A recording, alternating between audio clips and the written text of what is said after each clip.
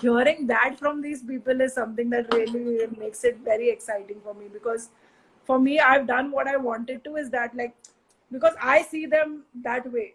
So Yeah. the fact that even if it's momentary, because all of us are second guessing ourselves all the time, but even if it's for that few moments that they are seeing themselves the way I have seen them, and how they are, the people who follow them and are fascinated by them and what they do are seeing them, that is like, that is my most favorite moment. That to see that, okay, fine, you've had this transformation for yourself, and you are, it's a very positive thing that's happening, because the whole, like, like, it's literally seeing somebody practice self-love.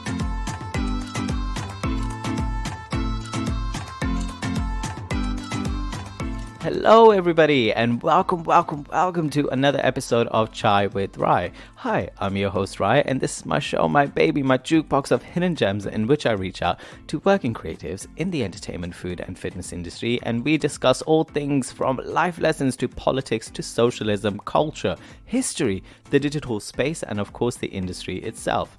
Now, like Gogglebox, if you've ever watched it, this show has all the banter, but also meaningful conversations too. And I will also list all the information for the guests, myself, the live video version of this podcast in the bio. Make sure to check all that out and hit that subscribe button so you never miss an episode. Comment and share us in your TikTok stories or Instagram stories. Share us on the Twitter and spread the message of the show because your support really means a lot. And it gives all of the creatives that are on the show a bigger voice, a bigger hug of life. On today's episode, we have photographer, videographer, and content creator Meghna Bhalla. Now, Meghna not only specializes in dance photography or dance videography, but does so much more. And I came across her work whilst I was doing the show. So as some of you know, the show is firstly done on either Zoom or Instagram Live, and then I transfer it to podcast form. And whilst I was Instagram Live interviewing Gairik, one of our other previous guests from India, she was on the live and she hopped on, and then afterwards we followed each other, we exchanged messages, I looked at her work, and I was blown away by such a vast catalog of different styles, of different emotions, different moods, so many things that I just cannot put into words in her work. And I was like, you have to come on the show. I would love to have you on, and I want to discuss what it is like to be a photographer from a female perspective in India, what it's like to be a photographer generally in terms of survival and the feasibility of life in India, but also what is specializing in dance photography about. Like, how do you find your voice? How do you curate these amazing dancers into these specific points, and where does it all come from? So she was very generous in talking about all things like that, the politics of things, and so much more. So that is what this episode is about, as well as our passion for the Marvel universe. Now, just a bit of background on Meghna. She has worked with the likes of Mohan Shakti, Rajat BAkshi, Melvin Louis, Lady Lolita, our very own Eden, Gairik, Brinda, Famous Crew, Rohit Singh, and so many others. She's photographed over hundreds of dances, thousands of videos that she's created that have millions and millions of views. She also does her own dance calendars that come out at the start of every year and feature some of the most talented dancers. Now, if you're internationally based somewhere, or if you're nationally based in India, does that grammatically again make sense or not? But do hire Meghna, reach out to her, have a conversation with her, and like I always say, meet fellow creatives in the industry and just, meet for a cup of chai, because that is how we grow. We support each other, we meet each other, and we create genuine connections, and that is what the world is about. So I'm gonna stop rambling, but without further ado, warm up your cup of chai now, and let's dive into today's episode. But before we get into anything, we're going to play a quick warm-up game just to ease you in. Can you hear me? My connection is good. Are you ready? Yes, I can hear you. Okay, so this game, if you haven't been watching my show, is called the 5-second rule. I'm going to throw some things at you. You're going to list them in threes, okay? And you have 5 seconds to list those 3 things. Okay, are you ready?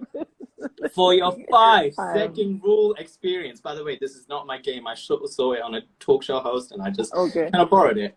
So, in an interview, you mentioned you don't like rain, but you do like thunder. Actually, you love thunder and lightning. To quote you, it's a show and gets you excited. It's the main highlight. You also have done some beautiful, for those of you who do not know, Meghna is a beautiful singer. She's done some Christmas covers with Jhanavi ma'am. Oh, so that is far from you. Oh God. So, just saying, you're a musician, you're all of those things. So, your first 5-second game is sing 3 songs with the word love or pyar in it. Okay, are you ready? In 4, 3, 2, go. Oh no, I'm completely blank. Love or pyar. Oh shit. Love is in the air. Okay, so we got love in the air. Love in the air. Remember, you got 5. Love is in the You air. got 5 seconds. You got 5 seconds. 5 seconds is... 5 seconds. You gotta be quick. You gotta be quick. All right. In another interview, you mentioned that your granddad is a scriptwriter. Your dad is also a good photographer who encourages you to take pictures. Your family is full of creatives. And to quote in the Dance Bible, I love capturing dancers in movement. It's a welcoming challenge and pushes for me to document subjects that are in a constant movement. It's a rush. With that in mind, your second 5-second rule game is name 3 different ways of saying it's not working. Go. Not cool. Do it again. Switch your intention. Okay, that was good. Almost good. Almost good. All right.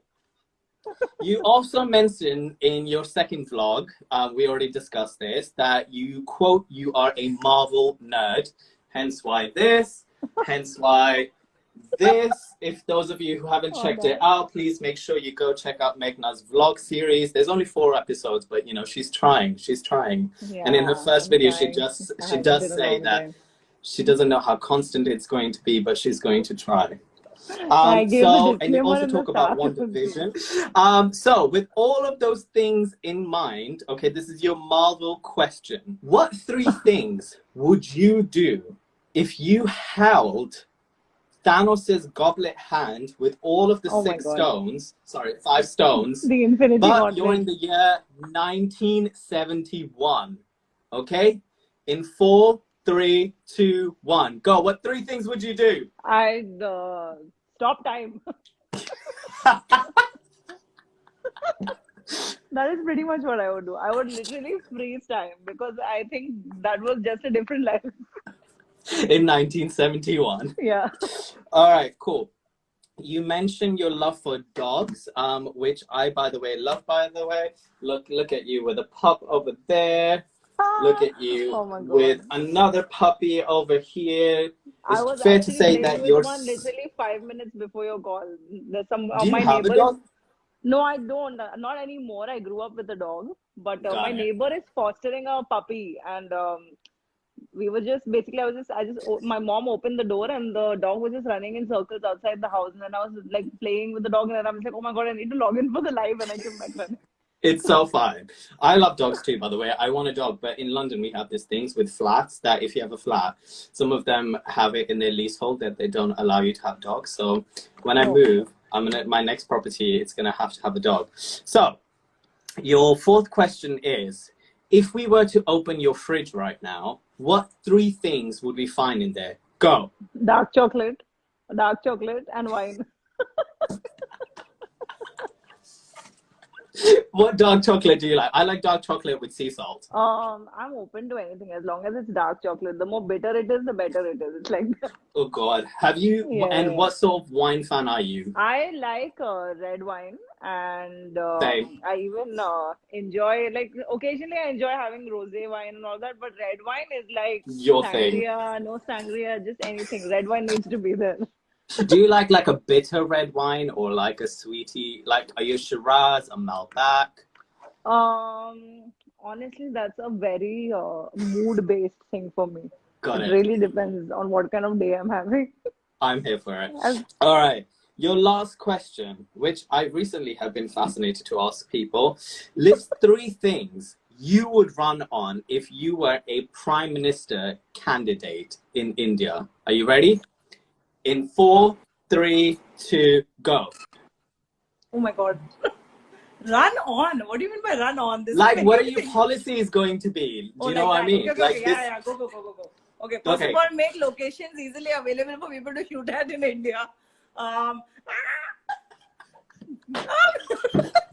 No healthcare, nothing for women, just locations easier. Yeah, because there are so many.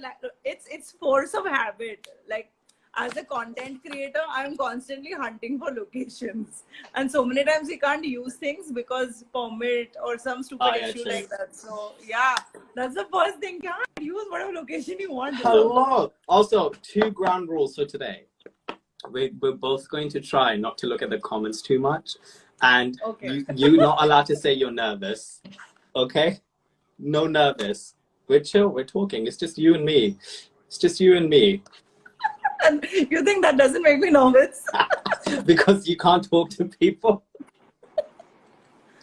But how was that is over now, by the way. Your 5-second rule is over. Let's talk about how was your day, how was your week, what did you have for dinner, because it's like what, right, 10:45 now almost. Yeah I had my day was the usual. Wake up in the morning, start editing, keep editing, step out for a meeting, come back, keep editing, take 1.5 hour out to work out or do a yoga class. Okay. Eat somewhere in between. I'll put in my meals and all also. I was gonna say, do you know? Skip any meals? No, I don't skip any meals or anything. And then I had dinner. Then I got distracted by the dog next door, and here I am. Have you? But you've had. What did you have for dinner? Did you say you had dinner? I can't. You were cutting up. I had like a bowl of dal chawal, and we had starters before that. So my mom, she made these steamed dim sims, so I couldn't resist. I know it's a very strange combination. How do you go from like East Asian food to dal chawal? But you know, live your life. Live your life. I'm here for it. I want to talk about hair quickly before we get into the interview. You have hair. You have very, very thick hair. Like extremely thick, luscious, long hair.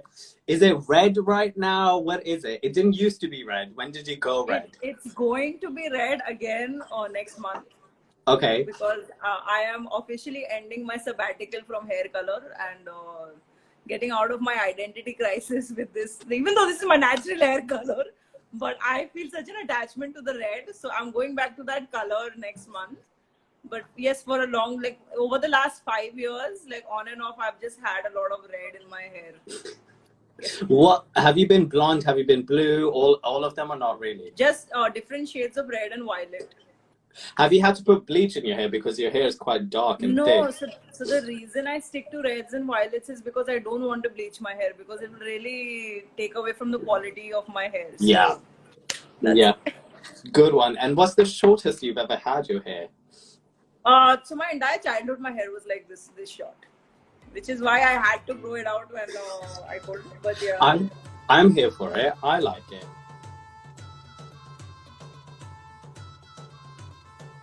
You have worked in this industry for a long time, right? And you have, we haven't met in person. We've voice noted each other. I've watched your videos and like, I know some people who know you, but you have such a positive and joyous energy and outlook on life. How has this industry not managed to kill your joy, firstly? And where do you get your smiles and your laughter and your energy from? Okay. Do you wake up like Preeti Zinta from Veer Zara, which is just hum to bhaiya se hai? No, nothing like that.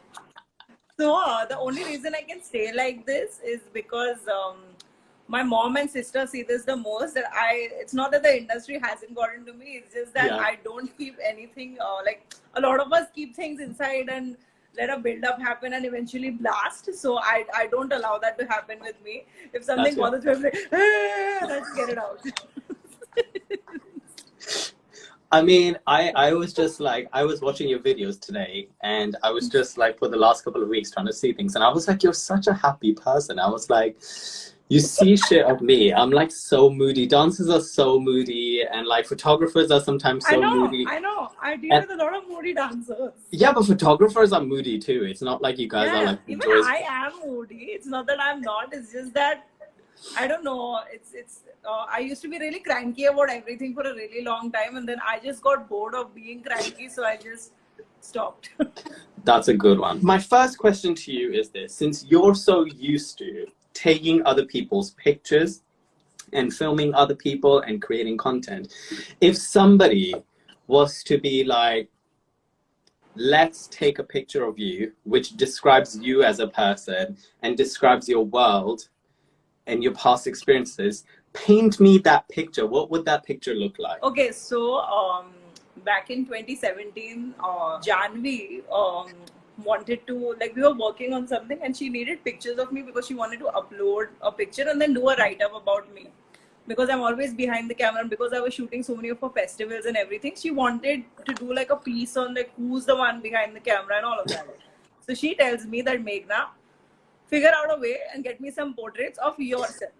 Okay. So I'm just like, okay. I have reached out to about 4 or 5 different photographers and they've all photographed me, and I have completely hated everything that everyone's done because I am so overcritical about how I would look and how the lighting is and just several factors. Yeah. And in my head, I knew exactly what I wanted the picture to look like. So I wanted a Meghna Bhalla shot.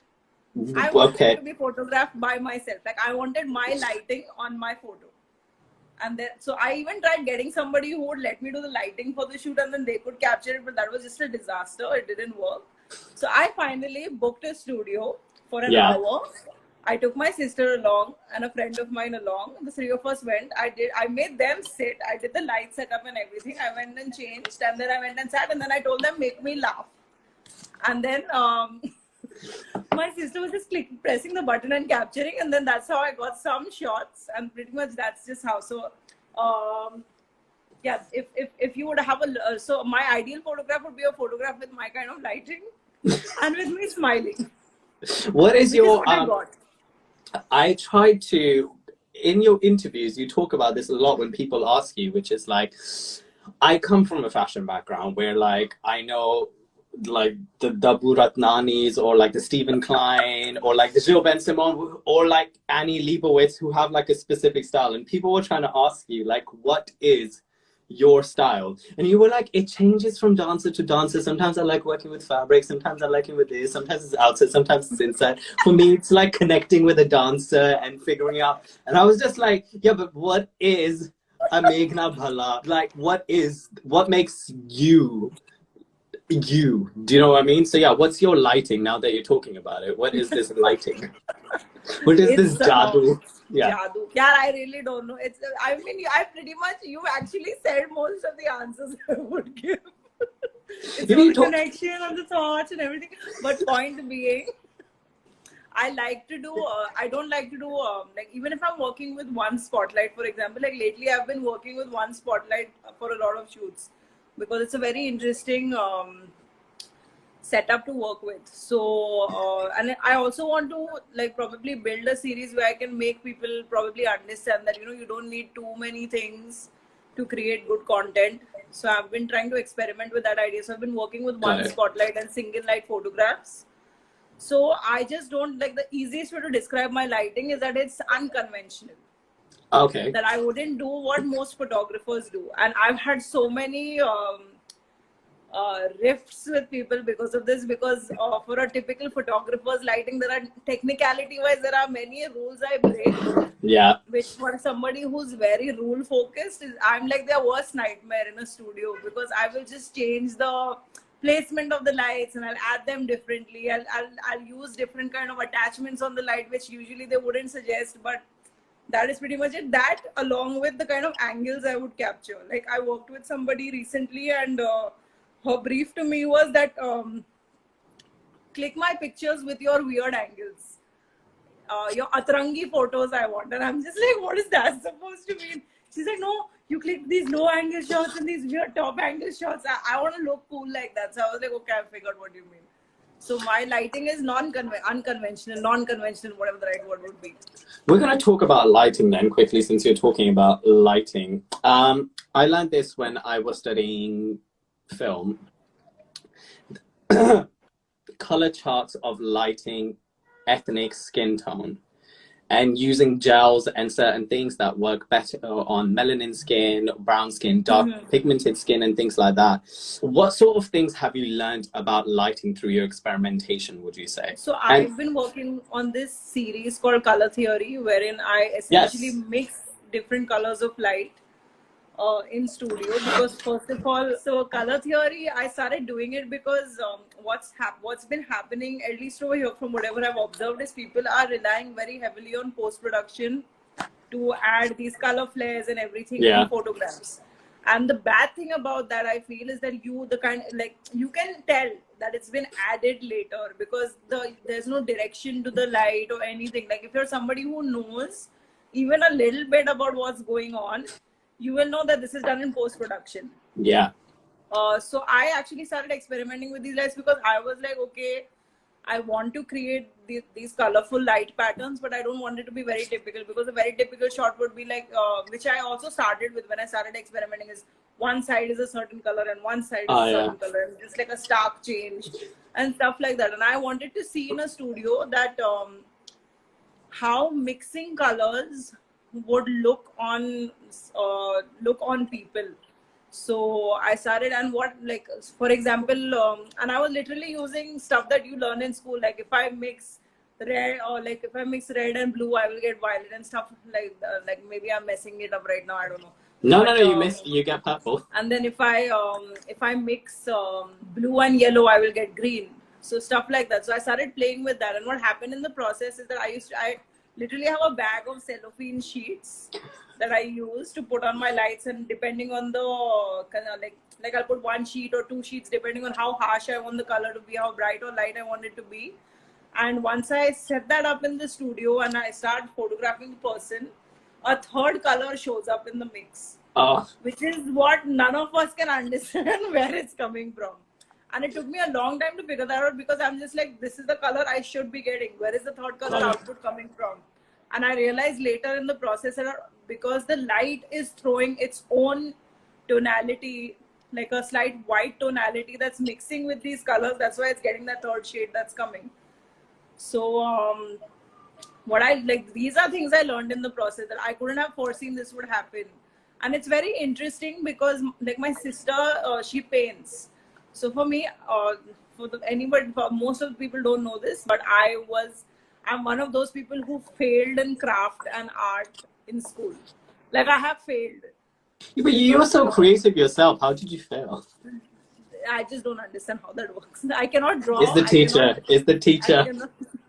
I cannot draw paint to save my life. My idea of drawing is like making a smiley face. Like my sister, whenever she's sitting and painting, I'll take her paintbrush or a pen or a pencil and literally draw like these smiley faces on the side. That is pretty much my idea of drawing. Okay. So I feel like color theory came from like that want to experiment with colors and lighting came from there, because I couldn't do it with my hands. So not that I'm not using my hands for this, but I couldn't do it on a sheet of paper with a brush. So I found my way in a studio to do it with light. I'm here for that.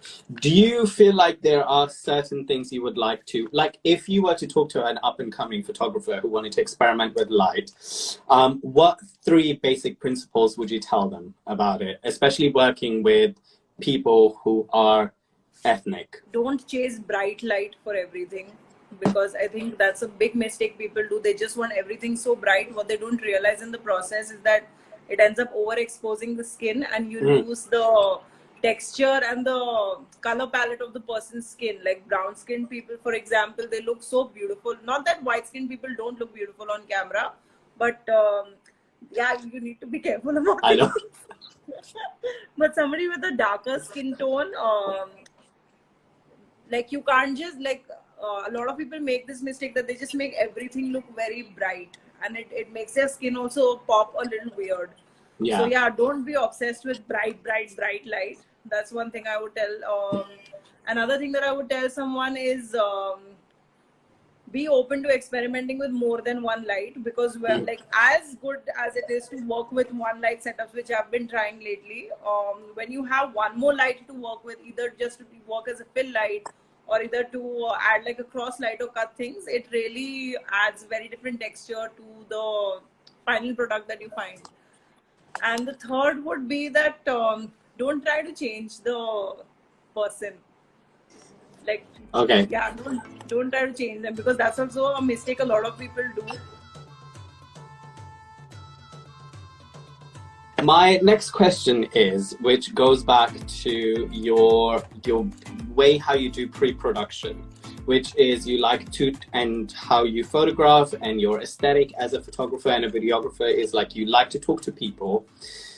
You like to do a little stalking, just like I do. You go through the thing, you do a little questionnaire. And then I found this really beautiful. I don't know, of course, I think like depending on what client you have and how much time you have, you said that sometimes you get people to change and then you just get them to stand there for like 20 minutes or for a little while, not posing, not doing anything. And then the process begins. Why is it so important for you to do the pre-production, the music for them to do it yourself, the meeting to make them feel at ease? Why is it? Because there's lots of people who'll just come, do the job, take pictures, post-production, add what they need to, and then go. Do you know what I mean? Why is it for you so important to do that? The first reason is because I really love what I do. Like, maybe not that people mustn't be loving what they do. Like, it's just that for me, and I was talking to a friend about this earlier today before the live only. And he mentioned that you're practicing for your life. And I was like, no, I'm not practicing for my life. But what was happening in the process, like, I was explaining to him also the same thing, that I'll be like, the same thing, that for me, my work is literally an extension of who I am. It is best. So that's why I'm literally giving a part of my energy to somebody through the project that I do. That is why I'm very particular about who I photograph, who I work with. It is it's a very special and sacred thing for me. So I will not just say yes to working with anyone, and that has at many occasions offended a lot of people. And I've had a lot of differences with people along the way for that very reason, but I don't care. So I like, my dad taught me this very early, that you need to be brand conscious, because it's the way to sort of maintain your quality and not lose essence of yourself, which is why that's also something that really helped. So the whole pre-production process is important, because somehow I end up working with people. Like, so two things that have been happening for a long time in common is that one thing is that I'm usually the first person these artists do their photo shoots with. So obviously the fact that they have no experience being in front of camera, so they are very scared. Like, there is this dancer I worked with very recently, stunning, but it was her first official photo shoot with, like, in general, not just with me, but in general, it was her first portfolio shoot. And she was shivering before she literally, we took the first shot. And I went to her and I literally have held her hand and said, calm down. You record dance videos all the time, relax. She's like, no, I don't understand. I'm just like, relax. So, yeah, so the pre-production process is important for them also too, because I think what happens with most of them is they see the picture and the final product and they're like, oh, what's this? And they think that they can't look like that. And for me, I find that funny, because I'm just like, and I say this to everyone, that because most people come to me and they're just like, I'm really awkward, I'm really like this, this is my first time, I'm like this, I'm like that. And I'm just like, every person I just like, I think somehow by default attract awkward and novice people, maybe because I'm also like that. So yeah, the pre-production process is usually important, so that even I get an essence of the person, because for me it's also important, like, if I have creative control on a project, I like showcasing people's personalities, because it's very easy for everybody to, like, there's nothing wrong with doing concept driven work, But I think if you find a sweet spot where you can mix a concept and showcase a person's personality, I think that's like hitting on point. So that pre-production process is important so that I can understand what the person is about. Also, for me to be sure I want to work with the person before anything else. Because you cannot gauge too much on text. Meeting a person and that energy exchange is, I feel, very important. Yeah. So for them to find that space of comfort and understand, because the musicians get scared. This is a new thing I've been discovering working with them, because they are so into making their music. They're just like, I don't know how to pose, I don't know how to model, I can't do cool things your dancers do. And I'm just like, it's fine. I don't want you to do cool things my dancers do. I need you to be yourself. So yeah, the pre-production process is important to understand.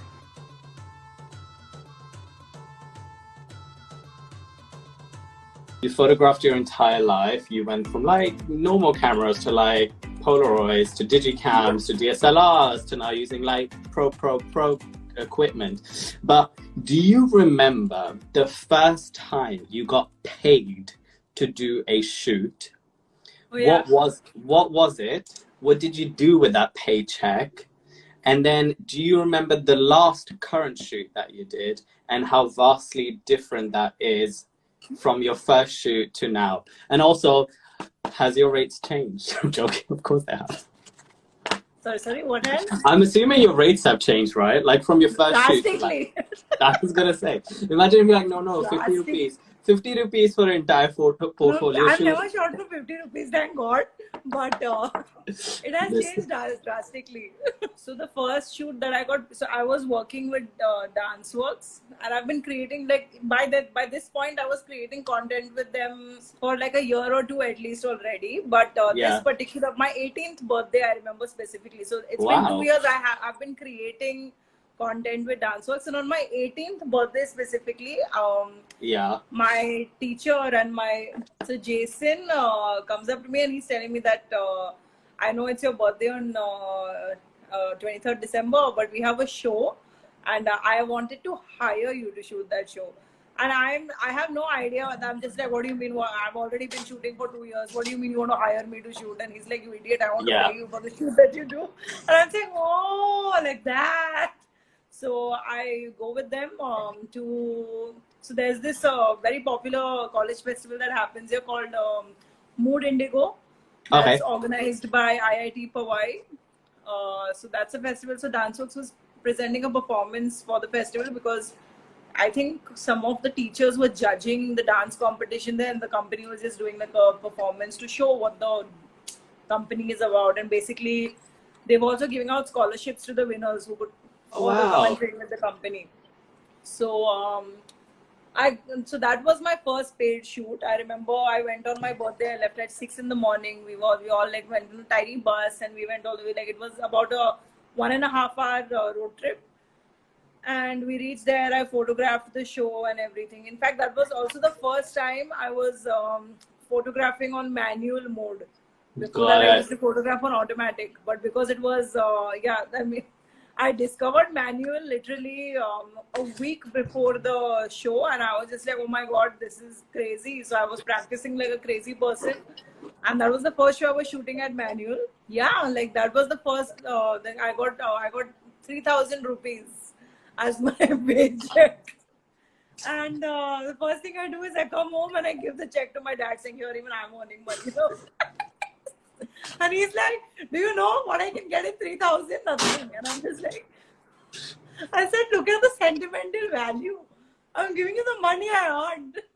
He's like, wait, what can you get in 3,000? Wait, that would be about what, 30 pounds? Basically, at that point of time, honestly, I could have used 3,000 to sign up for the next 3 months at Danceworks only for student classes, which is a lot because it's like 32 classes sorted. I don't need to worry about the money factor. So yeah. And then your last shoot that you did. The recent shoot that I've done, like the thing is there are so many I've been doing parallelly. There's one I did last night and it was just a very hilarious experience because I'm working with this girl for the first time and we're having a look at the location and we got stuck in the elevator and it was just crazy and we're just like, and that chick, she's like, because she's doing this because she's hoping her makeup doesn't. Oh. I thought she was claustrophobic. I am. No, I was the one who was claustrophobic, and this is me. I'm just chilling on the side, and she's panicking, and I'm just telling her, relax, it'll be okay. And she said me, how are you not losing your mind right now? I told her, I'll tell you later, because if I talk about it right now, I'm going to think about it. I don't want to think about it. So we are figuring a solution, and we got out in about 5-10 minutes because the racket she was creating and the screaming and all of that helped. Somebody noticed and they opened the lift. And then we go to the terrace that we were shooting at, and then she's asking me, how are you so cool down there? And I was just like, actually, I'm claustrophobic. So if I would start thinking about, oh my God, I'm stuck in such a small space, I don't know what would have happened. And my shoot was important. So I've just been staring at the ceiling because there was this, you can see that the fan is there in the ceiling. Yeah. So I was staring at that, and in my mind, I'm just like, okay, see, that's an open space. There is fresh air entering and exiting. You are not going to lose your breath or anything. So relax. Yeah. But yeah, the drastic change, obviously monetarily, there is a big change overall, which is very welcome after all this time. Like, it's like the hard work is literally paying off. But it's still like, I know I can amp it up a lot more, which I will slowly. In terms of skill set though, a lot has changed because I think it's thanks to the kind of work situations and scenarios and experiences that I've dealt with all over the years, that no matter, like, I have a very problem solving approach on set. Like, if there's some issue happening, I'm not going to sit and think, oh my God, what are we going to do? I'll just be like, okay, fine, we can try this, we can try that. Yeah. And my basic motto is every BMM student's motto. Like, BMM, mass media basically is what most people have done. Yeah. It is my basic motto, which is called ultimate jugaad. That is something we are taught in college, that basically, like, I mean, the kind of things we have done back in the day. I remember I was shooting a video and we needed to take a slider shot. Now, we didn't have a slider because we had no budget. Yeah. But neither did we. So first somebody suggested, oh, let's get a skateboard. So I'm just like, but we have no access to a skateboard. So then I remember I asked one of these dancers to give me their, they carry these towels to dry themselves after a shower. Yeah. So I've taken that, I've folded it, and I've kept it on the floor. And I've called one of my friends to help, and they are holding two edges of the towel from the other side. I'm holding two edges. I've set the camera on the towel, started recording the shot, and then we dragged the towel on the floor to show that glide kind of shot back in the day, because we wanted that shot. So yeah. I mean, you were T Millie before he was T Millie. Do you know T Millie? I'm assuming yes, right? So fun fact, I actually talk to him a lot, and he follows me on Instagram, and he keeps giving me feedback for my work. There you go. He's like one of my biggest inspirations. Like, I just love his work. He's amazing. Well, let's talk about inspirations and idols, because I think as dancers, we can look through Instagram and just see oh, this person, oh, I like their career. Oh, this person, they're doing well. So who are some of the accounts that you follow and some of the people whose work you like? Let's say 5 people currently whose work you like or whose page you go to and you're like, oh, they're doing really, really good. Or they kind of not inspire, because if you want to use that word, feel free to, but who kind of make you feel like, oh, this is really good, this is dope. This is not a recent discovery for me. This is something that happened a long time ago, thanks to one of my very close friends. She's a multimedia designer, so she introduced me to Behance a very long time ago. And what helped in the process is that what happens on Instagram is somewhere I feel very commercial work, or very how do I put it nicely? Mainstream, and also a lot of I feel because of more stuff from the US side of the world shows up on Instagram, at least for India. I don't know what it is for other places, but naturally, because your Hollywood is so big, most inspiration comes from Hollywood, right? Most of that Yeah. sort of circles down and comes down to India. So what Behance helped me to do is discover a lot of artists from the European end of the world. And I love Europe. Like anybody who knows me knows this. My heart is like, I think I should have been born at your Yeah. end of the world. I don't know, but like I feel like I belong there. But yeah, so what happened in the process through Behance is I found a lot of these photographers who are based out of Italy and France and Russia and the UK. And I actually, and their names are so complicated, so I cannot possibly list them. But I've like in that, if you want to know like what kind of work really catches my fancy, it's Yeah. a lot of artistic and aesthetic work that's created by these photographers. Like they don't have a lot of followers. So many of them are not even on Instagram, but their work on Behance is beyond stunning. Like I see their work and I'm just like, how does your brain work like that? Give me that brain. So, however, 2-3 photographers who I can recollect names of. One is Sean Tucker. Okay. He is stunning. He does a lot of portraits and a lot of documentary style photography. And he writes a lot of books and everything. He makes a lot of YouTube videos and everything as well. But man, that guy with his, and he's been photographing for more than I think 35, 40 years now. Wow. His work, like you can see the maturity in his work. So he is somebody whose profile I keep following just, and he doesn't shoot dancers or anything as per se, but just his perspective is what really inspires me. And the way he has his insight and vision. Apart from that, there are 2 photographers, RJ Muna and Richard Combs. They are based out of the US and they've created extensive work with Alvin Ailey and all back in the day.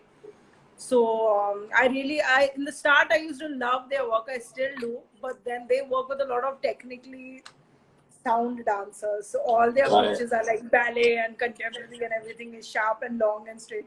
So yeah, but for the current kind of work that I've been, the kind of inspiration that I've been drawing is from those guys from Behance whose names are too complicated to pronounce. So I really can't. If somebody really wants to know, drop me a DM. I'll send you the screenshots of their accounts.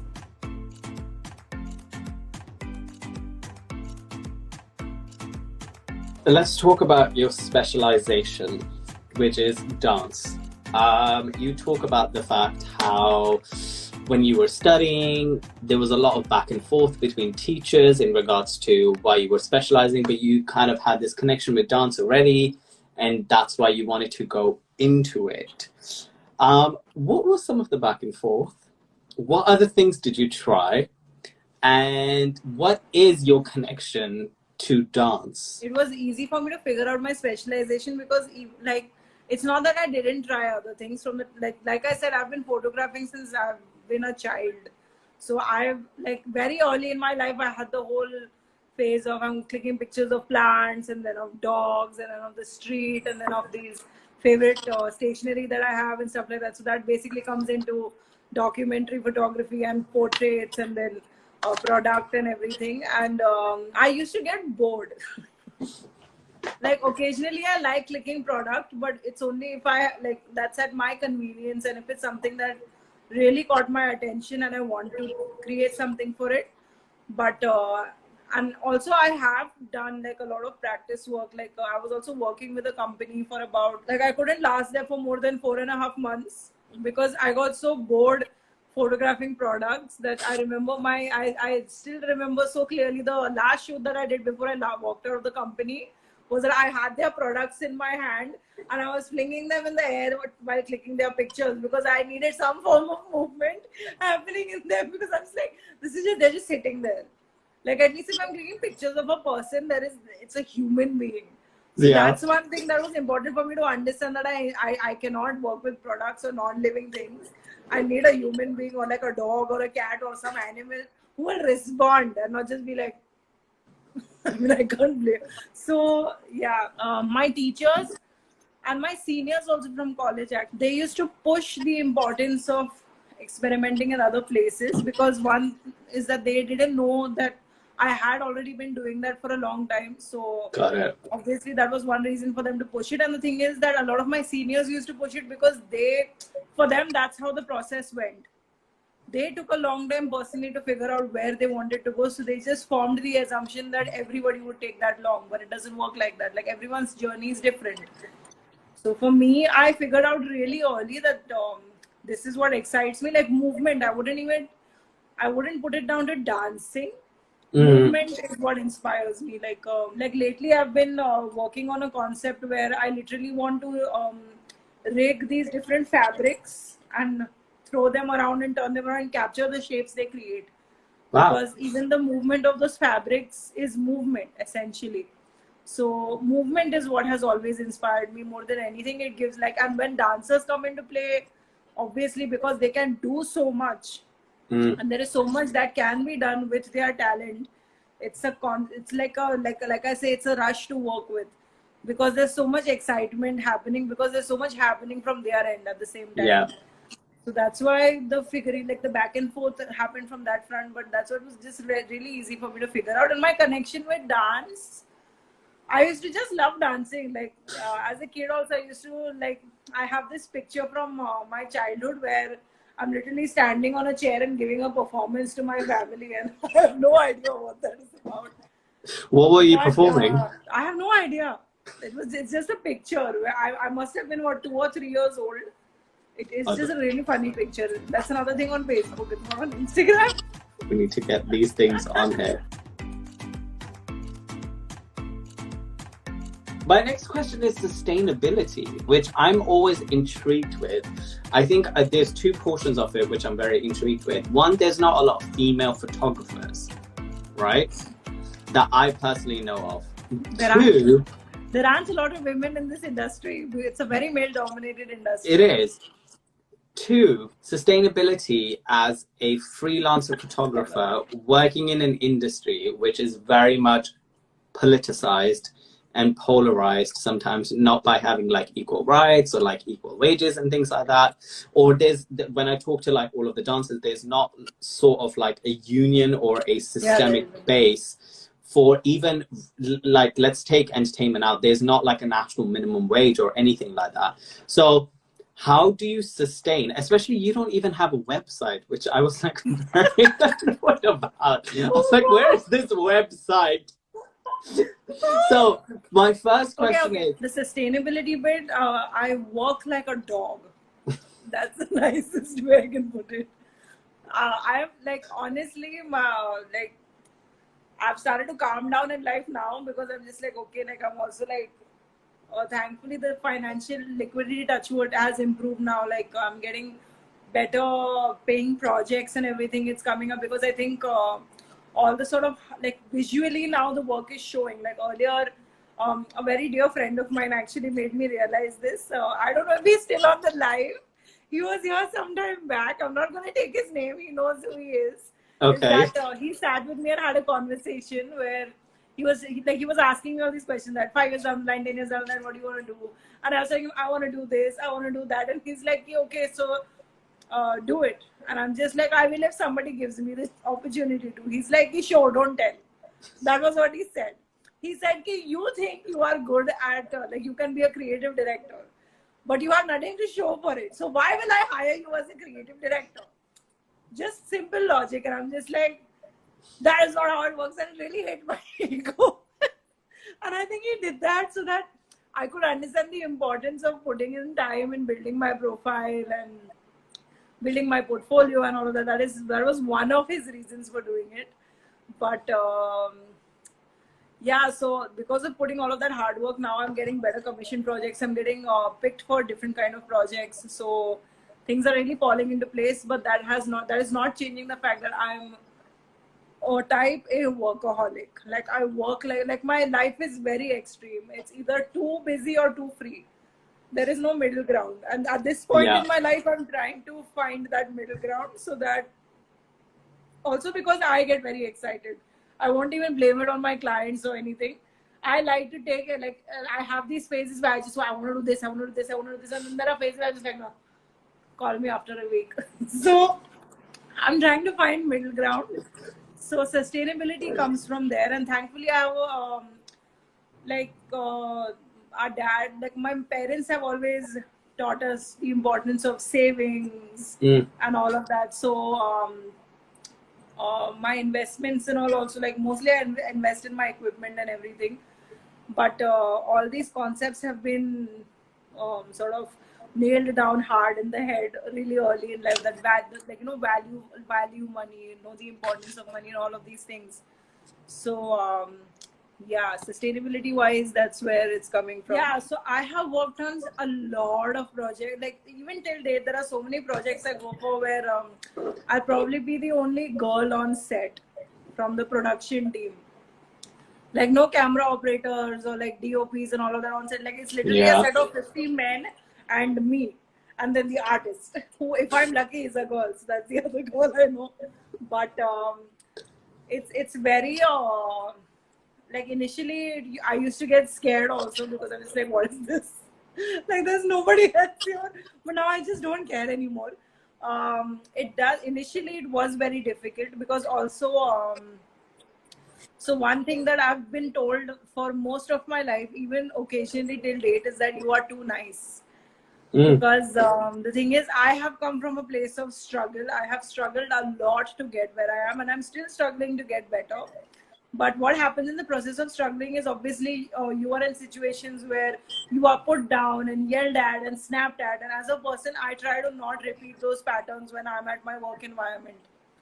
So in the process I'm really nice to people, and the thing is, the world that we're living in is not so nice. So they think that being nice equals to being stupid.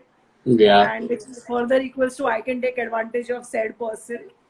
So this is an entire environment I've been dabbling with for a long time. So I get this a lot, that you are too nice and all, because the thing is, it's very difficult for me to snap at someone in the first place. My patience level is extremely high, because I have worked with such difficult clients over the years. Yeah. That my threshold for stupidity is very high. Okay. So and even like it like obviously there's a lot of back and forth. I've worked with a lot of people who have no idea what they want, and they'll still try to put all the blame on you, even though they are confused what they want and all of that. So my patience level has built a lot, so it takes a lot to make me snap. But because of the kind of personality I have, earlier I used to hold back, because I used to be afraid that, what if I snap and I lose out on the job or things this. But now finally I've come to that understanding over the years that I need to be myself and put my foot down, otherwise people don't take you seriously, especially as a girl.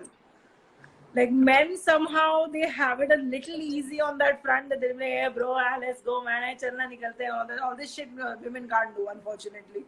Because if you do that with a guy, they think that you are just like, let's go. No, not like that.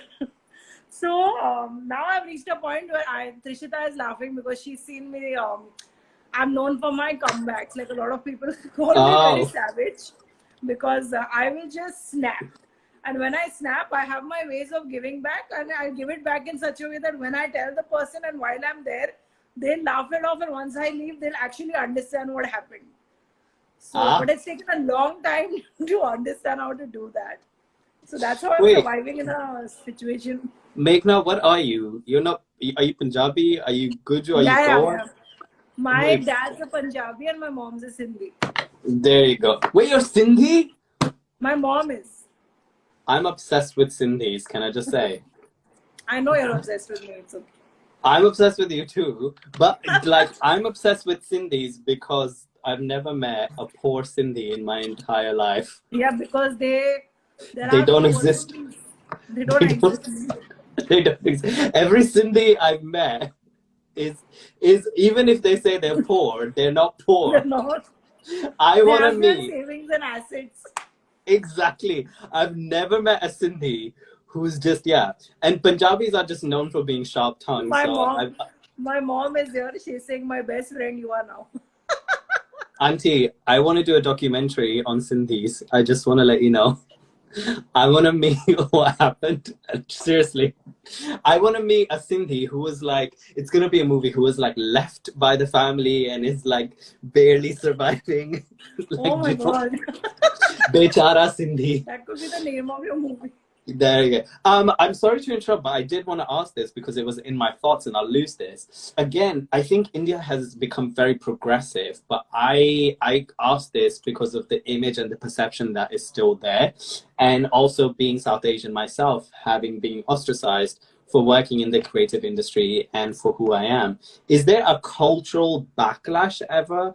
I know you have a very creative family and a very supportive family, but is there ever even like a social backlash to when you walk on the set and you're the photographer and the client doesn't know you, they think you're the assistant, or the aunties making fun of you for being a photographer or whatever? Is there? No, there's no cultural backlash, but I think what does tend to happen is I faced this very recently at a shoot where I was coordinating with the studio owner, and I'm trying to fix, and it was like a proper we had around like a 7 or 8 hour shift, and we were doing, it was a photo shoot, several looks and all of that, and I'm coordinating with the studio owner, and he's just like he's telling me things like, ask the photographer what he wants, ask the photographer what he prefers, and I'm just like, now I at this point have reached a point where, buddy, I'm gonna screw with your head now. So I'm just like, photographer wants this, photographer wants that. I'm not putting gender to it, okay? I reached the studio and everything. This guy is not there. I'm doing my setup. My model is getting ready. My dancer is getting ready. Yeah. My stylist is there and everything. And my entire team is, and we're a team of women working on the project, okay? From the artist to the hair, makeup, styling, photographer, all of us are girls on set. And this man very rudely just enters the studio without knocking or anything, which bugged me because, you know, I was doing very experimental looks with my artist. So, you know, the least you could do is knock, because she could be in the middle of a change or adjusting her clothes or something like that. And you need to be particular about these things. So this guy rudely walks in and he's like, where's the photographer? And I'm just standing there and I'm just like, and then he's like, oh, hi, I'm so-and-so. Who are you? And I'm just like, I'm the photographer. So he's like, no, what is your name? I told him that I'm Meghna Bhalla. He's like, oh, so you are only the photographer? And I was just like, I told him, yeah, I'm shooting. And then he goes and he asked me such stupid questions. He was like, 20 minutes of my shoot went there. Thankfully, my model was still getting ready, so it didn't affect our shooting time. But he's asking me stupid questions like, I'm trying to understand what are you all trying to do here. And me, out of the goodness of my heart, I'm trying to explain to him this, that. At the end of the conversation, I was telling my friends and my team that, you know, I really regret that I didn't give him the comeback that I wanted to. Because at one point, I was just sitting and thinking that I literally wanted to tell him that, no, man, we're a bunch of rich kids. We just wanted to convert black money to white money. So we thought we'll just come and give it to you, man, and use your studio. So I really wish I gave him that comeback the other day. But yeah, so cultural appropriation, I've not faced so much. But they just assume a girl is not going to come and work on set. And that is something that I just don't understand what that's about. And as a girl, it does get challenging sometimes. Like most of the events I've shot at, like I was shooting this dance and music festival, and even then, like, I'm one person shooting the dance festival because I was doing content for an after movie, for videos and photographs, because I just keep capturing things and all of that. And then there's this other team of photographers and videographers working on the film festival. Not a single girl. And I'm just like, what is happening here? And when they see me on set, they're just like, who are you? Why are you here? And I'm just like, I'm shooting. And they're just like, but why are you shooting? Aren't you supposed to be doing something else? And I'm just like what? Why can't I shoot? So that is still somehow existing after all these years. Like, you think that things have improved. Like, it has improved. Like, now there are women coming up in all like sorts of zones of the industry, but still this sort of closed mindset and the disbalance is there. That when you walk on set, if you see a woman there, like, you will also be like, "Arey wah, ladki hai aaj." It's like that. Do you ever feel the need to fight that, or you take it case by case? Of course. Like, do you go and then be like, okay, you know what, I'm gonna lecture at this university, I'm gonna do this, I'm gonna do more of this work to push the agenda of womanhood in the industry? I have been very vocal about it now. initially I wouldn't, because again, The there were fear. several factors. One, I was also insecure about am I something to be able to say all this? Got it. Like, how do I go around advocating? मैंने खुद क्या किया है? It's like that. So that self-doubt and questioning was there for a long time. So I also wouldn't speak up, and I also used to be very scared because also in like for a long time, the kind of people I was surrounded by, thankfully I'm not surrounded by those people anymore, but the kind of people I was surrounded by, it was a very draining sort of exchange. So I always had the fear that if I will be outspoken and speak my mind out about things, they might leave me, or they might not want to associate with me and all of that. And no matter what I did to protect things, they did leave me eventually. So that really taught me that, okay, so if I could survive this person or these people exiting my life and not being there to work with and get the support from, then I can pretty much manage. So that's why then I stopped holding back, and I think I've been meeting some really beautiful people because I'm just being 100% honest. Like that's my thing. Anybody I work with or talk to, my friends, new friendships I make, or any kind of bonds I'm building, we have this basic rule that there's 100% transparency, so that you don't have to deal with the awkwardness of like, oh, maybe just 100%, and it makes things so much easier in terms of work and even building a relationship with someone, be it your friend or anything. The 100% transparency, it just saves a lot of drama, and you actually really understand each other's presence and ethic and all of these things. So now I've become very outspoken about these things. Like, I will bring it up and I won't hold back. Like, if something bothers me, like even this guy, for example, he's asking me, why would you work with a dancer if you can work with a model? Yeah. And I'm just like, my face was literally like this. Like, I looked at him and I'm just, because in my head, I'm just like, this man, I want to throw him out of here right now. And I told him, and then basically at that point, I had snapped. And he asked for it. So my way of dealing with him was, I told him, okay, fine. You like models because they showcase outfits? He's like, yeah. So I said, okay, so models are important for fashion brands, okay? So he's like, yeah. I said, okay, when you are trying to showcase your fabric on a model, you want them to sway it a certain way, do certain things. But I don't know if you realize that your models, sometimes they have very stuck posture in their body. They look very awkward or stuck. Or sometimes if they also do something, their face would look a little off. He's like, yeah, that happens. So I told him, yeah. So now when I get a dancer for the same thing, they have the kind of body and the fitness. They have the presence and they know how to move with something. Like, you know, if you give them an intention that I want you to play with this fabric and showcase it like it's your skin, but you have the most beautiful skin on your body. That is an intention I'm giving you as a movement artist to work with. You will start articulating your movement in a way to show that off. Yeah. So, and because you're a dancer, you know how your body language should be, how your face should be. So in the process, the overall output is beautiful.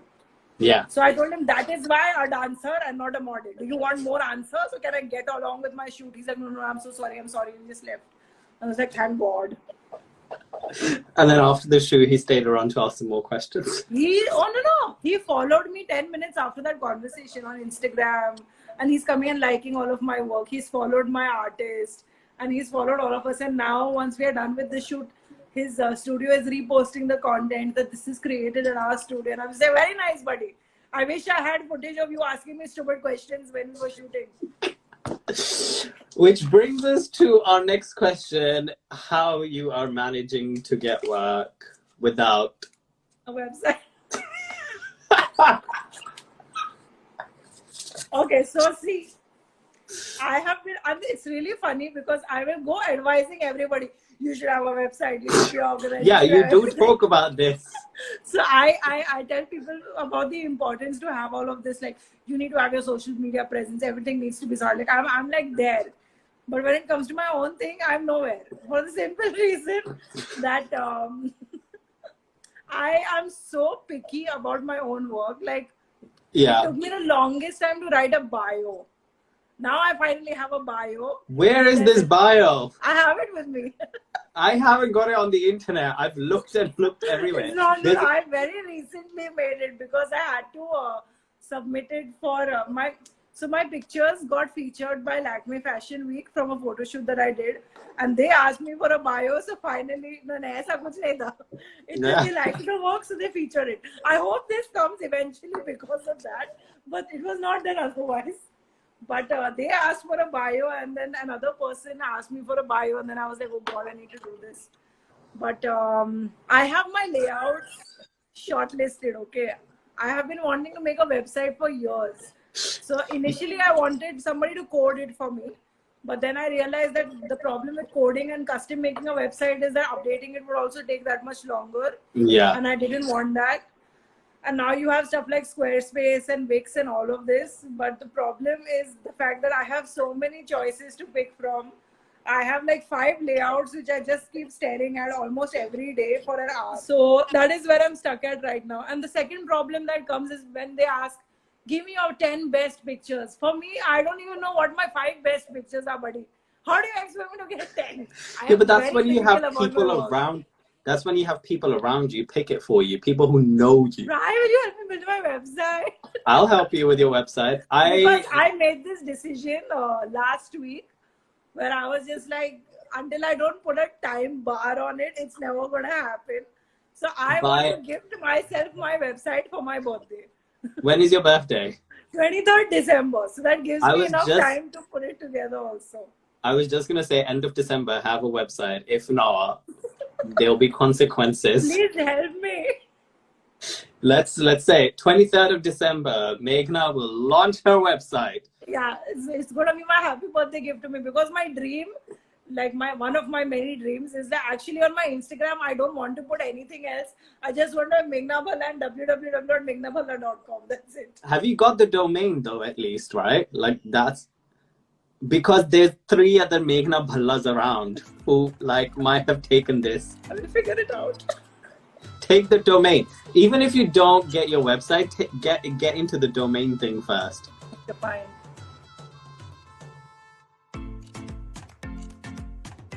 Okay, we're gonna ask like some quick questions and then we're gonna move on because I want to play games and I also don't want this to be a 3-hour live.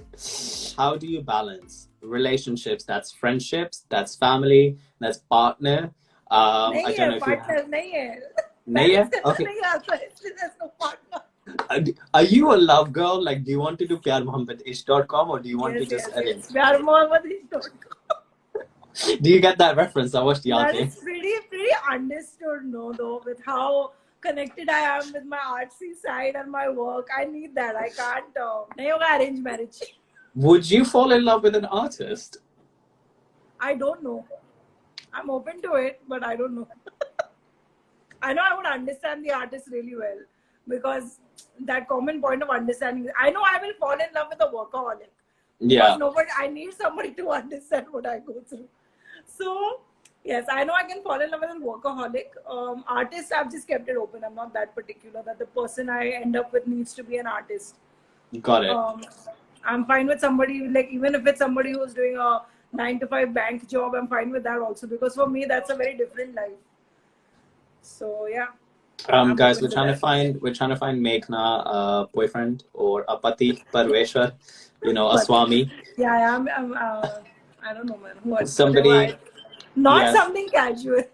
Not something casual. If you could send a nice boy, Meghna and Auntie's way, that would be great. Auntie, if you're still here, if you could write down some qualities you would like in your damad, that would be great. Whilst I'm talking to Meghna about how does she balance everything? But your family is in the crate. Like you take your sister to shoots. I've seen that. So now I have to beg her to come with me for shoots because she's like, this is very stressful. I don't want to be at your set. And I'm just like, what is stressful? You will not feel it because you are just crazy. And I'm just like, I really tried, but she found it very she found this whole shoot, this whole industry only very stressful. Like because from the pre-production to production to post-production, she was like, how do you manage? And I'm like, okay, so sometimes I really have to like beg her. Like recently only I had to like really beg her, like, please come with me for a shoot, please. And then because I wanted somebody to take behind the scenes, so that I have some behind the scenes to put out, because so many people keep writing to me to put out behind the scene content. And when I go with the intention that I will get it captured, but it just doesn't happen because I get so involved, and for me to sort of go away from that, it just doesn't happen. So yeah, so my family wise balance is it's quite good. We're very tight knit, so it's all chill. Friends also, I have a very good set of friends, some non-dancers, some from the artist industry, and my non-dancer friends have become obsessed with getting themselves photographed. So many of them keep making me click pictures of them. And like I have this friend of mine from college, he's one of my closest friends, and he's into fitness, and he loves getting photographed. So he literally book studios from time to time and do his photo shoots. And the pictures don't really, like, I will upload it once in a while on my Instagram and he uploads it, but that is like there is like those photo shoots are done just for fun. Like is this what's that is this mere yaar ki shadi sort of situation where he's your best friend who you don't fall in love with, and until you get engaged? No, kuch nahi. Itna nahi. I'm just saying. I mean, I wouldn't know if that happens eventually. I don't know, but right now we are very badly friend zoned. Oh, okay. My group of college friends, we've all known each other for like, I think more than 14, 15 years now. And we are so badly friend zoned each other. It's just, I don't know what it is anymore.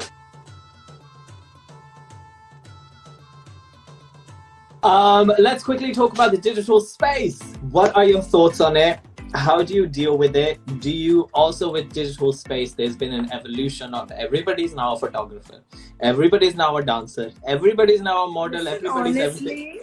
But do numbers matter? Do views matter? How has the digital space helped and also hindered you? Let's talk the digital space. Okay, so first of all, this everybody photographer, videographer thing, people shouldn't blame it on the internet. I remember back in 2012, we were hosting a photography exhibition in college called Colors of Life. All the photographers from my BMM batch are showcasing their work, and 2-3 of them are like industry level fashion photographers now. So like this was at their start point. All of us were showcasing our work, and there's this guy who walks in at our exhibition, and that back in the day, he had a Nokia phone. There were no touch phones back then. Like he didn't own a touch phone also. He's clicking pictures with this keypad phone. He's clicked a picture of this eagle that's flying. It's a very blur picture with very bad camera quality, and he comes to us and he shows us, and he says कि मेरा photo तो आप सबसे ज़्यादा अच्छा है. So that is when I realized that idiots will be there all along, and confidence is not always the best. There is a difference in, like, just because you're confident doesn't mean you're good. So this is a realization I had very early in my life. So I wouldn't blame the digital space for everyone assuming that they are a photographer or a dancer. It is just those people who are just so confident in life. It is confidence that is the thing to blame. I wish artists, like I've seen so many artists who are so underconfident. I think that's sort of something that keeps pushing us also to keep doing, because we are in this constant mode of self-doubt. I think if all of us had 5% of the confidence these people have, I think we'd be somewhere else today. मुझे पता है मैं बहुत अच्छा photographer हूँ. हाँ, तुम्हारा exhibition क्या है? मेरा फोटो ज़्यादा अच्छा है. I'm just like, you're right. So I wouldn't blame the digital space for that. But to me, numbers and all don't matter, quite frankly, because some of the people whose work has really inspired me, they have followers in hundreds, thousands. तो बहुत दूर की बात है. But their work is phenomenal, to say the least. I have worked with some brilliant directors and creative directors and choreographers and movement artists and videographers, photographers, writers, any kind of creation you talk about it, but such talented people. So I don't think numbers, like I'm not somebody who's very numbers or followers focused. There was a phase in between where I had gotten overwhelmed and I was like, I'm stuck at 7,000 followers. What is happening and all? And I started trying to do things that would appeal to an audience, because again, the kind of people back then that I was surrounded by were making me feel bad about my creativity and trying to control the kind of work I was creating back then. And now when I look back, I didn't have any creative freedom in that time when I was working with those people. And like about, it's just been 2.5 years since I broke out of that pattern and that circle, and that's when I really started, now that I have that creative outlet and voice when I'm working in my shoots, like I'm working with people where my opinions matter and my ideas are respected and valued. That wasn't happening for a long time, and I sort of fell in that loop because I was getting affected by the fact that I don't have too many followers. I need more digital presence and stuff like that. But over time, I have realized, and this is something that everybody say, that you just keep putting in the work will speak for itself. Like having followers helps, but then again, tomorrow if Instagram shuts down, what is somebody who's got 1 million followers going to do if nobody really knows who they are? True. So, and some days, so like people, I really manifest that, like just for the sake of fun, what if the app actually shuts down and we start off with a new app? Everyone's on ground zero again. Everything gets a new start. Yeah. Because right now, what I feel bad about is the digital space is a blessing, because like, look at this, like you're sitting in the UK. I stumbled upon your show because you were having a conversation with Gairik one night, and I just Is it Gairik? I always say Gairik. It's Gairik. Why has he never corrected me? I think he's being sweet. Gairik is like that. I'm sorry. And a lot of people I'm call him so Gairik also. sorry. It's not just you. A lot of people over here also call him Gairik because it's spelled like that, his name. Yeah, but it's also like Eden. It's called Eden. And like I'm always calling him Eden. Then I have to be like, no, he corrected me. It's Eden. It's Eden. Yeah, he's very particular about his name. But then I'm just like, Eden, just change it to Adan. Eden. then people will call him Aiden. Aiden. So gonna... Yeah, that is true. Okay, now keep your name. Keep your name. Yeah, like the digital space at least allows you to connect with anybody from any corner in the world. Like, how did I discover people, photographers from Russia and Italy and all, and they've had such a big impact on the kind of work I'm trying to create. So that way, it's a blessing. But what I don't like is how people are sort of equating their self-worth with Instagram. I think that is where everything is sort of getting ruined. That everyone's judging themselves and each other based on how many followers do you have, how many likes did your post get, how many shares did your post get. I think that's not fair, because also what upsets me the most is that people are not creating for creation. They are creating to fit in a 1:1 square or like a 9:16 format. And that is just, I feel, the death of filmmaking, the death of creativity, because everyone is just like... I was going to say, but isn't that progression as well? Because I talked about this with a photographer recently, which is no longer does photography and art need to belong in a gallery or a museum. You can create for your own... Yeah, for anything and everything. It's not... it's a very... mixed space to be in. I think that's like everything, right? All of us have our positives and negatives as people. So by extension, the things that we are sort of involving and indulging with rubs that off, right? Like Instagram is just an app, but it's because of the humanness we add to it that it has its pros and cons. So it's the same thing. Wow, sometimes the things I say. Wisdom. You're pretty wisdomist. Friends, that's a Friends reference, by the way. Do you watch Friends? My sister made me watch it. What do you mean made you watch it? It's such a good show. It's a long story. Long story short, I wanted to watch Friends when I was growing up, but back then my mom, she was a little concerned about what kind of things were being shown, and I was really young. So I didn't get to watch it as a child, and then later, obviously, years progressed, and I'm working at a shoot and I come back home and this is the thing I find. My mom and sister are sitting and watching Friends, and I'm just like... Were you like that? Kya hua tera wada? It was that, and I don't let them hear the end of it even still. I'm just like, what is this? You never let me watch it and you're sitting and watching it with her. She's even younger than I was. And she's like, yeah, but now I realized it's different. I'm just like... So then finally I got around to watching it because so many of my friends have watched Friends.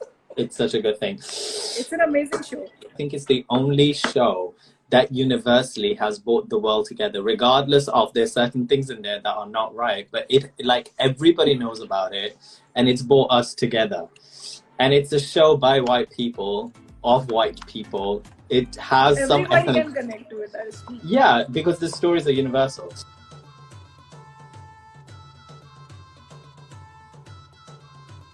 Would you still continue to do if you take away your support, your conviction, your grit, your confidence, who you are as a person, and let's say like you're getting judged 24/7, your family doesn't support you, your confidence is very down, you get maybe like 3-4 jobs a year, you're having to, you know. I have been through all of this, so yeah. You'll still do. Like, yeah.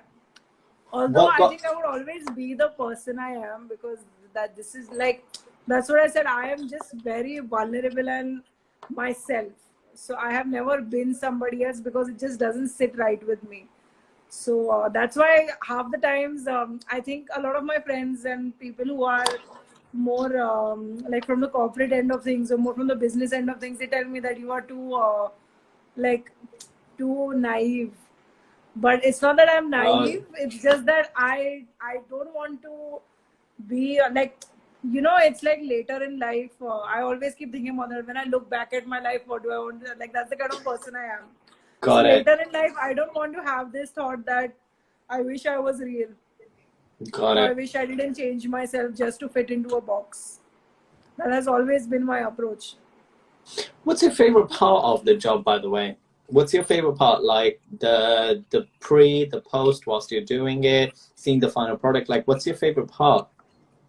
All of it, to be honest, because I like to see the entire, how the journey has shaped up, everything. Because like, and I think that comes from seeing the final product in the end, because you've seen what a long way you've come. And also, like, even for my dancers, the transition that they go through, like, not just dancers, but the artists. The artists that I'm photographing, the kind of transition and transformation that they have. And my favorite moment during a shoot is the contrast in the before and after. Like before I start photographing them at the location, they are so sort of second guessing themselves, thinking, yeah, no, maybe I'm not good enough, etc., etc. Yeah.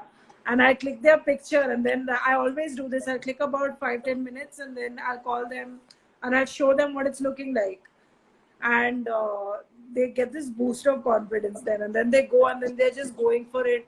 And at the end of it, when they're reviewing the pictures, and once I've given them their edit and they're uploading the pictures, to see, like, to get the feedback that I never thought I looked like this, so I could look like this, so I can't believe this is me. Hearing that from these people is something that really makes it very exciting for me, because for me, I've done what I wanted to, is that, like, because I see them that way. Yeah. So the fact that even if it's momentary, because all of us are second guessing ourselves all the time, but even if it's for that few moments that they are seeing themselves the way I have seen them, and how they are, the people who follow them and are fascinated by them and what they do are seeing them, that is my most favorite moment. That to see that, okay, fine, you've had this transformation for yourself, and you are, you know, it's a very positive thing that's happening, because the whole, like, you know, like, it's literally seeing somebody practice self-love. Yeah. They're looking at their pictures and they're like, oh my God, wow, I look so beautiful. The section is called Sip a chai or play with Rye. So I don't have chai with me right now. exactly, that's a good thing. We're gonna start off easy. There's gonna be different sections. You're gonna basically just, and then we're gonna get to the activity part. When it gets to the activity part, make sure I'm you not have- dancing. You are dancing. You are I will dancing. sit and dance. No, you are dancing. Okay, I will play on Lagan, and we'll be like, Ghana na Ghana na turu. Oh God, that's not happening. No, you have to dance. Stop doing this. I hate it when guests don't do that. And I'm sure you don't like it when models or dancers or people like that don't listen to your direction. Most times they don't listen to my direction. It's fine. Yeah, but I will listen to yours. So therefore, this is a vada for the future.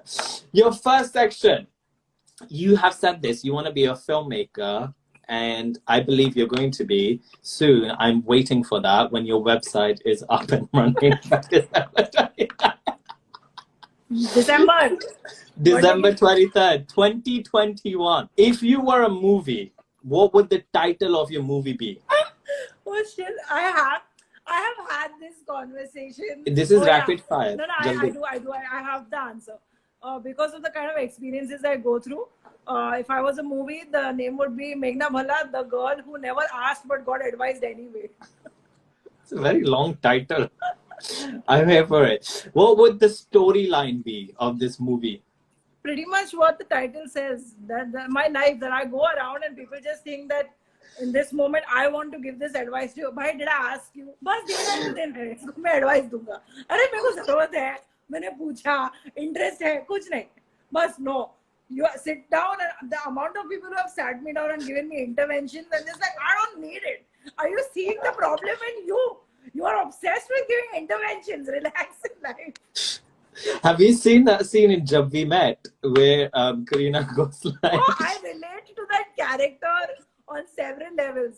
कि आप इस advice का पैसा लेते हैं कि ये vote का क्या है? I relate to that. Have you also seen BuzzFeed India where Srishti is like lives life like a day of... Oh my god, I want to meet Srishti one day. Who would star? Who would be the star? Who would play you in this movie? Priyanka Chopra. Or maybe Kareena Kapoor. Only because we are talking about Jab We Met now. No, I actually get the intensity of the... Two leads. Maybe Priyanka can play the... Kareena can play the earlier you. Priyanka can play the later you. Oh yeah, that's a good idea. There you go. The transformation that happens. There you go. They look like sisters anyway. What would the title song be of this movie? Ready? 4, 3, 2, 1. I don't know. Ask GT47. What do you think the title could be? No, it's your answer. It's not theirs. Jaldi say. 4, 3, 2. Just make it up on the spot. I really don't know. I'm really blank on this. Fine, we'll move on. If you were a plant, what would you be? Those. Arey yaar, I know what they look like. I don't know what it's called. Describe it. Those flat, long, those snake-like plants that they're there in almost every Pinterest photo. Okay. Snake-like flat palm, like this? No, not like that. They're these long ones. I literally have a jungle behind me. I'm like this, like this, like no, this. None of them. It is a very specific plant. Okay. Which is not yours. Okay, theek hai. Oh shit, my phone is dropping. If you were a drink, what would you be? Whiskey. I like Punjabi. Scotch or whiskey. If you were a food, what would you be? Dim Sims. With dal chawal after. If you were a dessert, what would you be? A dark chocolate. No, sorry. Frozen yogurt.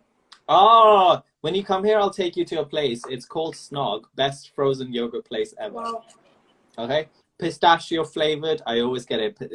It's just delicious. I don't see myself going down that route, but I'm open to coming to the place. Maybe not the flavor.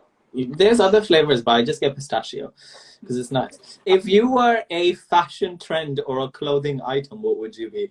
I feel like I know this for you, but I think I'm wrong. What? Why don't you tell me? No, first you, and then I'll tell you what I think you should be. Full-sleeved hoodies or something. Okay. If I was a piece of clothing. I think you should be. Do you remember Kabhi Khushi Kabhi Gham? Kareena's like from the bottom flannel trousers with like a cut. Oh God, I've never worn something like that. I don't know why. Why? I would be open to trying it, but nobody would see that. and then I think you should be like, तुम्हें कोई हक नहीं है. There. Not fair. 10 minus. This section. Not evaluated. That's what we'll do. If I ever come to India or if you ever come here, we're just gonna watch movies, eat froyo, order pizzas, and that's it. That's gonna be our day. By the way, that is mostly what I do with my friends. We order pizza, we eat some dessert, and we watch movies, and that's it. I'm not a very adventurous person. My adventure days are behind me. Oh God. I'm very boring now. This section is called Best and Worst / Overrated and Underrated. What is the best and worst advice that was ever given to you and that you have ever given? So best taken and then given. Respond, don't react. That's the best one that you gave or took? Took. Okay. One that I took. And one that I gave, I keep giving lots of advice to a lot of people. Make a brand, make a website, build your social media presence. That is the worst because I've not done it myself. What's the best advice? You gave me show, don't tell. This is the friend I was talking about. Wow. Okay, what's the best advice that you have given? It's in my head. Wait. I was talking to somebody about it the other day only. Oh God, this time limit, this rapid fire is what's really making Pull it out. Pull it out. You know, like Harry Potter, like pulls out that memory. Oh yeah, this is an advice I give to almost everybody. Is that because it is something I ignored for a long time, and I have learned myself is that never in your life ignore your gut feeling. Oh, okay. That's a good one. Never. Your gut feeling will never misguide you. And at least for me, whenever I've ignored a gut feeling and been like, no, I'm just being I'm overthinking, and this is what it's just happens. gas. And then I learned my lessons. So never ignore your gut feeling. Okay. Worst advice that you ever took? There are so many people who tell me all sorts of shit. One that stands out. This is rapid fire, yaar. Oh, you should so. Basically, hide your presence from a photograph. This is the worst advice I've got. I don't even know what that means. People shouldn't be able to see that it is your work. That is the worst advice. Like, that's what comes to my mind. There are so many things that people have said which are complete bullshit. But yeah, I can't place anything because of the time limit right now. That's fine. Most overrated and underrated dancer you have worked with? This is a very controversial question. That is why I'm asking it. I always like doing like a list of names, but then I always scrap it because I think that's just rude. So I just like to put it on here. I'm gonna skip this one. Most underrated. You can do underrated. Underrated. There are a lot of underrated dancers I've worked with actually. Name one that comes to your mind right now. Shreya Sinha from London. She's now in London. Yeah. And name one overrated that comes to your mind. One more overrated. That comes to... Overrated I cannot answer. Underrated I can. There are so many. Okay. Most overrated and underrated choreographer / teacher. This is the same thing. No, dancer is different. Choreographer, teacher. Most dancers are choreographer and teacher. That is true. Okay. That is true. Yeah. So skip this. Underrated I can answer.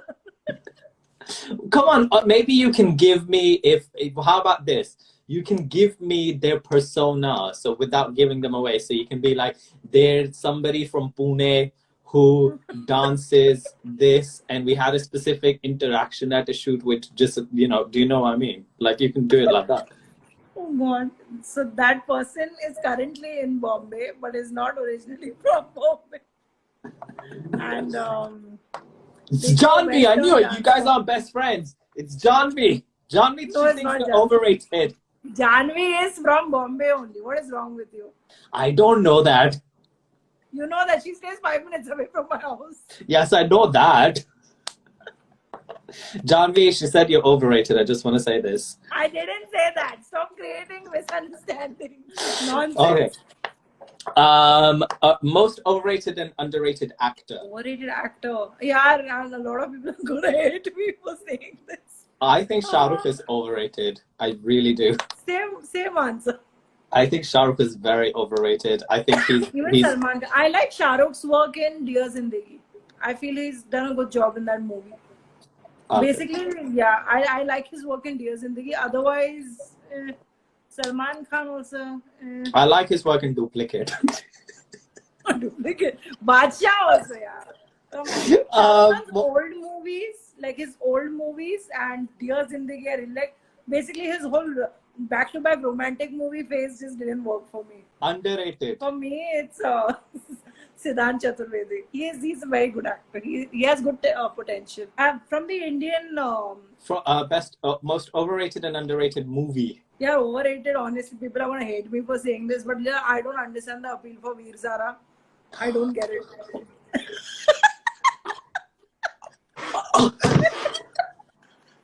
Meghna, you're allowed to go by now. Must have played the entire soundtrack of Veer Zara. The songs are nice. I like the songs some of are the beautiful. scenarios in the movie. I like some of the songs, but I still feel it's very overrated. Like, itna bhi nahi hai. It's kind of true. I feel like it's kind of true. You can't unsee it. Oh, underrated. There's this movie by Hrithik Roshan from back in the day called Laksh. I feel it's an underrated film. It gives such a big message. Yeah, so the message the movie gives is very good. I thought you were going to be like, there's a movie back in the day from Hrithik called Aap Mujhe Achhe Lagne Lage. No, yaar. That's an underrated movie. If you haven't watched it, have you watched it? I've seen it, I think. I am so sorry to interrupt again, but we were just doing the section which is called Sip a Chai and Play with Rai. And in the game sections of the show, there are some segments which are visuals, so it would not have made sense on podcast form. So if you would like to watch any of the visuals or the video, simply go to YouTube and just type in Chai with Rai to find the relevant episode. Also, I will link everything in the bio or the description below. But without further ado, let's get back to the end of the show. What words of wisdom would you give to yourself if you looked in the mirror today? The same thing. Don't ignore your gut feeling. Don't second guess yourself. Good. I like that. Peaks and valleys is a question I asked all my friends and everybody who's on here. Peak is the highest point of your personal professional life. What was it? What lesson you learned? Oh, hiccups. Valley is a low point of your personal and professional life. What was it? What lesson you learned from it? High point in life. Every time I've been able to buy some of my equipment is a high point professionally. Yeah. Personally, high points in my life is whenever I've gotten a chance to travel internationally. You love traveling. I love traveling. It really, I can do a separate chat just for my love for travel. That's a different thing. It's like my ideal life would be to be like based out of Bombay, but like if I have 4 weeks in the month, 3 weeks I want to be traveling and 1 week be here. Listen, you're part Sindhi. I feel like that can happen. Sindhis have a lot of bases in life. No, it doesn't. I'm part Sindhi, but most Punjabi. But what lesson has you purchasing your own equipment and your love for travel? What do they teach you? So the lesson that purchasing your own equipment teaches you is also just to value things, like the kind of value and humility it teaches you, because you know the hard work that you had to go through to sort of collect the funds. Like, okay, if it's somebody who's making money very easily, great for them. But for me, I've had to work really hard to earn that money. So it really sort of and it's a constant reminder to value yourself and your art and where it can get you with the constant hard work. So that's one important reminder, rather, not lesson, I would say. And traveling helped me really find who I am. Because when I started traveling internationally, I had, for many reasons, lost essence of who I was and how I was as a human being and as a person. And as a human being, as a person is the same thing. Anyway, you understand the point.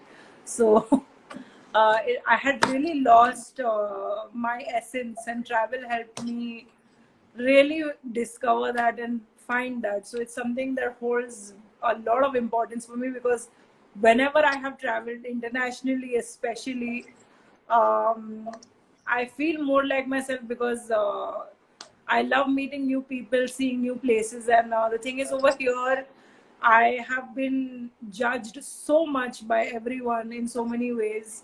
That sort of doesn't happen, especially like for me, I've never experienced that, especially when I've traveled to like 2016, I did a trip to Europe where I went to Rome and Venice and Milan and Florence, and I went to Barcelona and Madrid. Wow. And I met such fabulous people, and they just accepted me for who I was and rather nurtured that about me. So yeah, like I tell all my friends that they like, if you really want to see me, like probably they won't even get to see me, because again there are people who know me.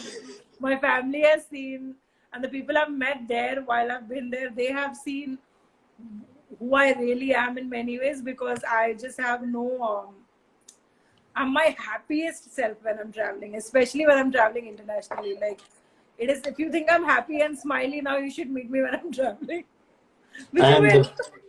Which I will. And the valleys, any low points that have taught you a valuable lesson, personally or professionally? Yeah, obviously, there are so many ups and downs all of us have. You don't need to, by the way. I think my lowest, like, I don't want to go too much into details because it's not even worth it. But I used to have a very, very dear friend and colleague of mine, and a set of friends who were very close to me, and my support system, as I used to assume back in the day. And when like we sort of had a fallout and everything, and in the process of the falling out, I lost a lot of people I assumed I had close to me, and I lost a lot of work in the process and all, because people started to spread rumors and people started to talk ill and all of that. So there was a phase in between, very recently, in 2019 only, where I was struggling in the start to find work and all, because all my connections and associations were through these specific set of people. And it really like broke me in many ways. But when I rebuild all on my own and from scratch. So if you go through my profile and you see the work has really transformed since 2019. Like, there's a real big jump since then, because I got that sort of creative freedom, and I had to rebuild from ground zero. So I started building on my own, and with my own thoughts and feelings and all of that. Like, there's so much to give out, and I started connecting with very different people on my own terms, which is I had a lot of more creative control, like I mentioned. Like, I never had that before. So what that low taught me is that, like, life will never go as planned. Like, I never thought I would lose these people in my life, but I did, and I came out even stronger. Like, now I look back, I'm just like, I respect all of you, but I'm really happy you are not in my life. Like, good only, whatever happened. I see that now. Initially, obviously, I didn't see it when it was happening, because that's just what I tend to do, right? When something bad is happening, it's like, oh, my life sucks. When you look back, it's just like the best thing. So it did teach me that, it taught me the importance of networking and building your contacts on your own and not relying on other people. That professionally, that's what it taught me. And personally, it taught me that like, if I could get out of that, I'm much more stronger than I assumed. And like, these people can't break me, because they went and spoke a lot of ill things about me and my work and about me as a person and all of that, and these are things that till now they come and go. But the thing is, now it doesn't affect me. It makes me laugh, if anything. But it was really difficult to deal with initially. So of course, I think well, that's the industry, isn't it? That is I think that's just livelihood. Are you? And I used to also be one of those people this is why I also created the show, which is I couldn't understand relationships in the industry, where you work for a specific time with somebody, or you really connect with somebody, and then all of a sudden it's just like boom. But or just or people speaking ill will. But I think the thing is, the message I've learned through the last couple of months is, like, people come into your life for a specific period. They do what they need to do. They give you that message, whether it's good or bad. Your experience, they share that, and then it's time to move on to the next experience and the next thing. Ending on a nice note, what is your favorite type of chai? Iced tea, man. Lemon iced tea. It is chai, technically. It is chai. I am not See, going I have to. this thing. I will go to every place, Yeah. like every restaurant, cafe, whatever it may be, and I will always. Because of the chai. I'm depressed as well because of the chai. Listen, yaar, growing up, my parents, no, I'll tell you what. My mom is from a Sindhi family. My dad is from a Punjabi family. Now, they have grown up seeing everyone have this need to have chai to get going with their day. So, the first thing my mom has done with her daughters is not to make them addicted to chai or milk or anything of the sort.